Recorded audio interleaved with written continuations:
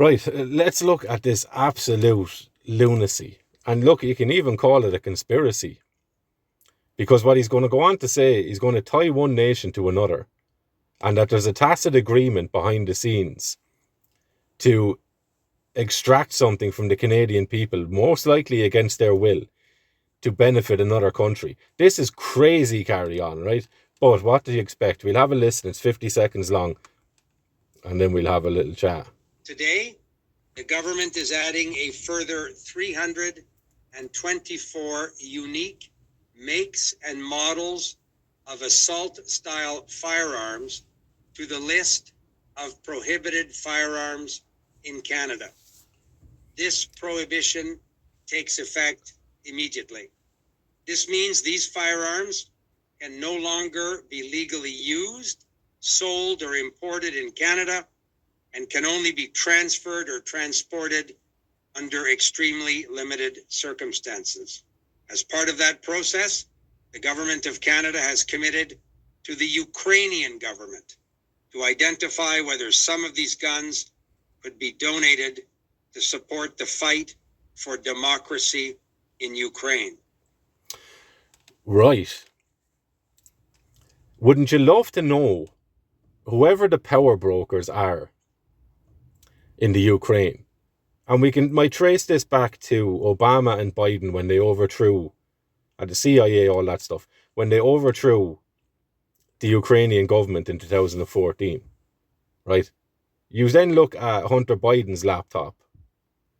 Hunter Biden, who's just been pardoned for crimes that he may or may not have committed, tracing back to 2014, interestingly enough, right? But the emails and stuff and chat logs that were taken from his laptop would strongly appear to suggest that there was backhand deals going on between Ukrainian energy companies, Hunter Biden, Joe Biden, and even China as well in some instances, right? So who's running the show over there? And why did Ukraine gain such prominence and significance across Western nations that you have Ireland, who's pumping billions into it, who's accepting tens of thousands of Ukrainian people on paper at least, right? And then taking billions from Irish people to fund this stuff, right? So who are the people in Ireland making them decisions? And what does the Ukraine power structure or whatever is going on over there? There's also questions about biolabs in the Ukraine, right? Interestingly enough, with gain of function stuff involved maybe, right? So the power brokers, those who are involved in the mess in Ukraine, what do they have over Western governments? What sort of blackmail is involved there? That Ukraine apparently on paper has such an influence and an affection in these people's hearts, right?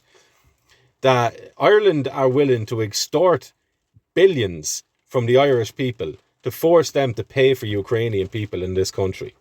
They're also changing laws, right? So, or bending laws. So if you come here and you're driving in Ireland and you're from the Ukraine, you don't have to go through the same sort of rigorous testing of motor vehicles and stuff that Irish people do, right? So bending the laws.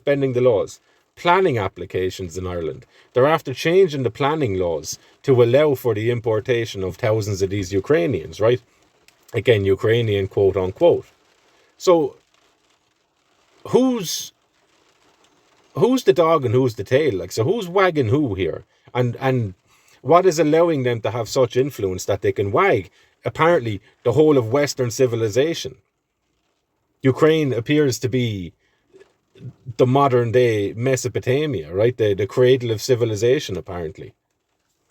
So here you have Canada and the Canadian government coming out and saying that in order to provide military assistance in terms of hardware, guns, to a foreign entity, we will manipulate the law and trample on the Canadians' rights to take their property from them, confiscate it, and export that to a foreign military.